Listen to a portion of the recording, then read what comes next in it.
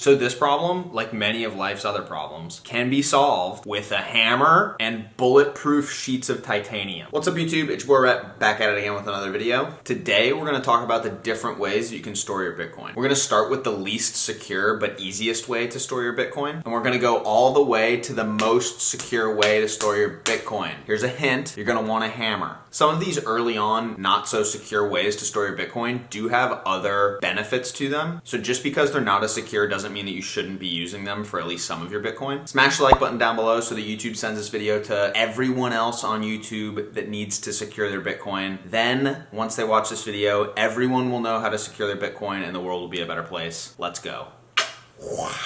So the first option for storing your Bitcoin is the least secure, and it's called a hot wallet. A hot wallet is basically just a Bitcoin wallet that's been connected to the internet. This is risky because things that have been connected to the internet can be hacked. They're hackable. Maybe the wallet itself isn't hackable, but maybe someone has installed a keylogger on your computer and they saw the password you input to the app or something like that. It's saying nothing about the security of the wallet, just that because it's been connected to the internet, that's like a layer of vulnerability that you're dealing with. The first option for a hot wallet is the one that unfortunately the most people do, and that's just leaving your coins on the exchange that you bought them on. Generally, people in the cryptocurrency space will tell you not to leave your coins on the exchange, and that's because you don't actually own the Bitcoins that are being held on the exchange. People in the Bitcoin community are really generally skeptical about leaving their coins on exchanges because of a really famous hack that happened in 2014, where the biggest exchange of the time, Mt. Gox, was hacked, and the hackers stole all the Bitcoin that was left on the exchange on Mt. Gox. This is an important distinction. A lot of times people will tell you, oh, Bitcoin's been hacked before. Bitcoin itself has never been hacked, but exchanges that sell you Bitcoin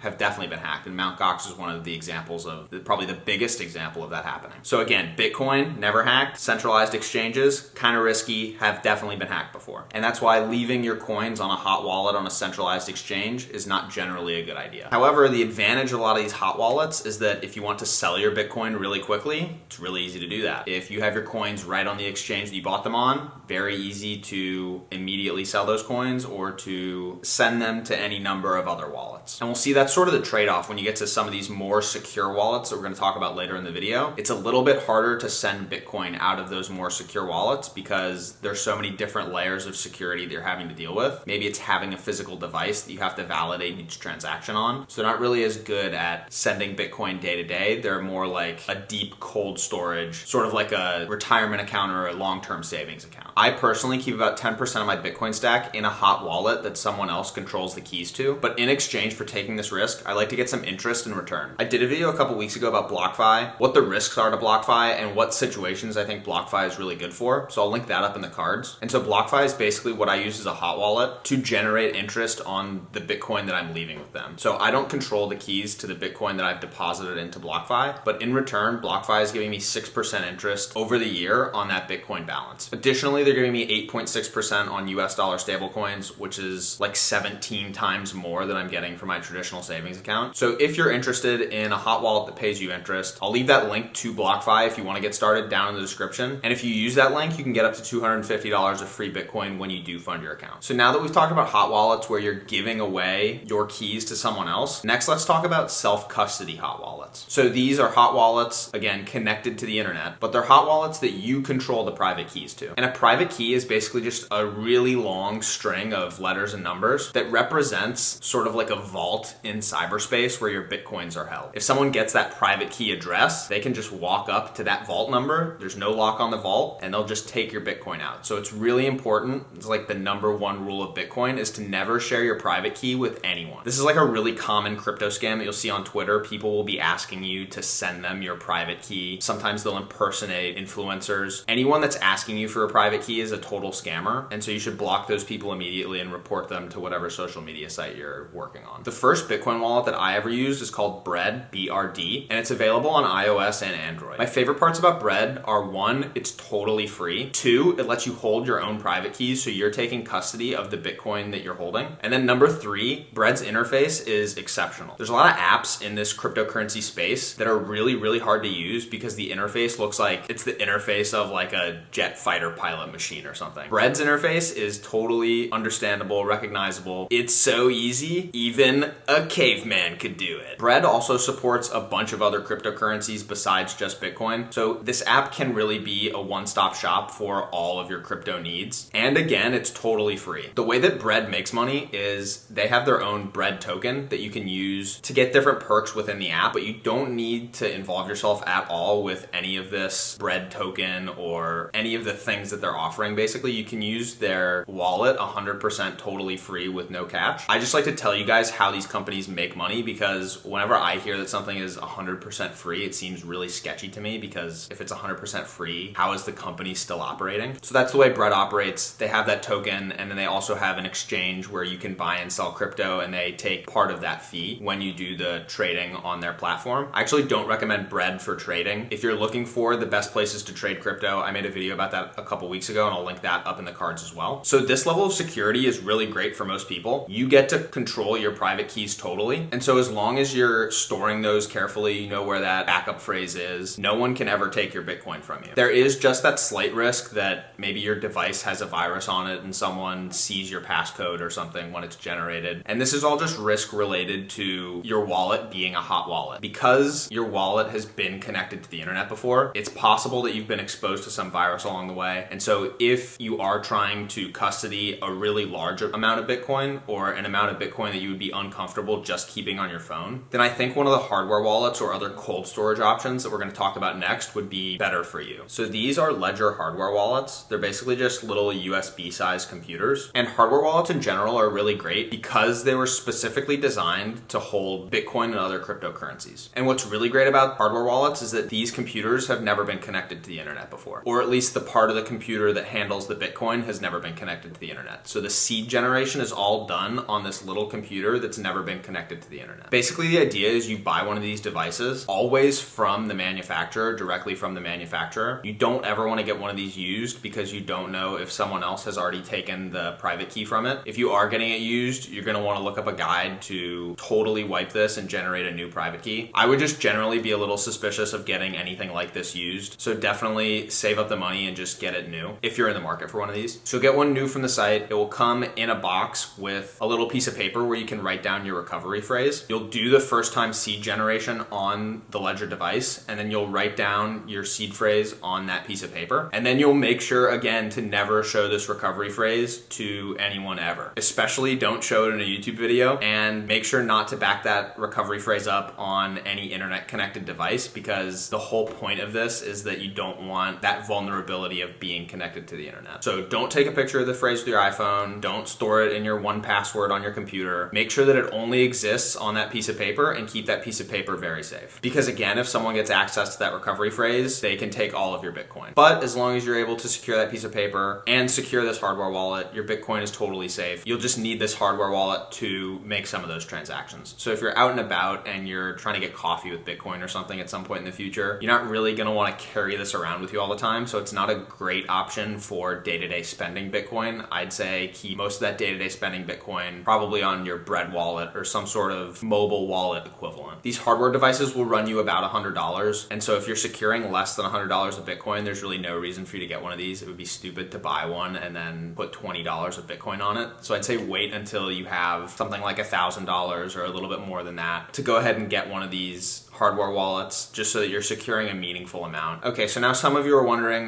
what if you're a hardcore Bitcoin freak and you want to go all the way down the rabbit hole and secure your Bitcoin in the most nutso way possible? Or maybe you're like me and you're waking up every night in a cold sweat because you're afraid that the flimsy piece of paper that you put your recovery phrase on from your Ledger is going to get set on fire, or a pipe is going to burst in your house and the ink that you wrote with will be illegible, or that little stupid piece of paper has otherwise been compromised or destroyed. It might sound stupid, but I worry about that literally all the time, because I would feel like such a moron if I went all in on this Bitcoin stuff and then lost it all in some idiot mistake like that, especially when it's totally preventable. I could have just secured the Bitcoin in a different way. Why am I using like a flimsy little piece of paper to store my financial future and my grandkids' financial future? They're gonna come to me in 60 years and they're gonna say, "Grandpa, why do we not have any food?" And it's like, oh, because I left our Bitcoin on a piece of paper. What? Just secure it with something else. It doesn't need to be on paper. So this problem, like many of life's other problems, can be solved with a hammer and bulletproof sheets of titanium. So this is where CryptoTag comes in. Basically, CryptoTag is just a titanium plate that you can either hammer or etch your Bitcoin recovery seed phrase into. You can see here maybe there's the little slots for you to hammer in the different letters. I actually haven't done this yet. I'm really excited to do it later. Really well machined, high quality product here, and I have total faith that it's gonna keep the recovery phrase secure. Definitely a lot better than those flimsy little pieces of paper that you get from Ledger. There are a couple versions of the CryptoTag. I went with the Thor version because it's going to allow me to back up both those Ledger wallets, and because the hammer is badass, I had to get the hammer. The other one doesn't come with a hammer. It comes with this little etch thing, and come on. I feel like I'm Captain America in Endgame right now. This Thor version is expensive, coming in at about $350, but if you're trying to custody a large amount of Bitcoin, I think that's sort of a drop in the bucket. Putting some of that money into the security of your Bitcoin, I think, is a totally worthwhile investment. If you don't like CryptoTag for some reason, or you just want to do your own research a little bit, in the description, I'll link up Jameson Lopp's website. He does really great reviews about different hardware security options to manage your seed phrase, so you're not leaving it on little pieces of paper. The CryptoTag products did get the highest score from Jameson Lopp's website, and so that's the reason that I went ahead and got those. But there are plenty of other options on his website, some that are a lot cheaper, and some that come with, you know, crazy different decoder options if you're a hardcore crypto person that you might like a lot better than the CryptoTags. So go ahead and check that out in the description if you're at all interested in a different way to store your Bitcoin keys. I think it's really important to go over what the biggest risk of custodying your own Bitcoin is, and that's basically that you just overcomplicate your shit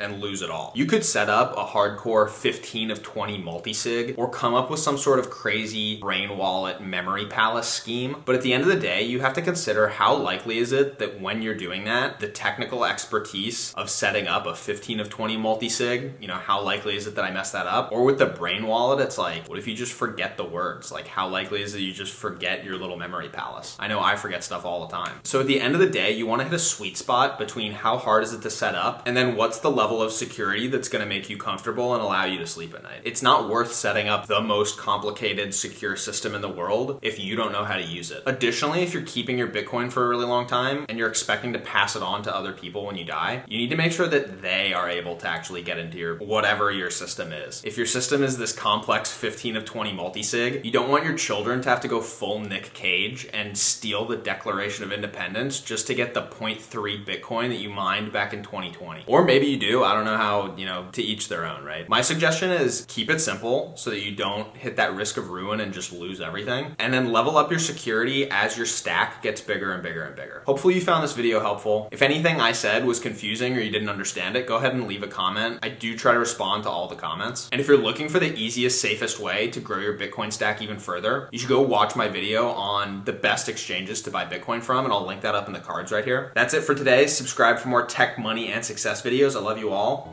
Goodbye.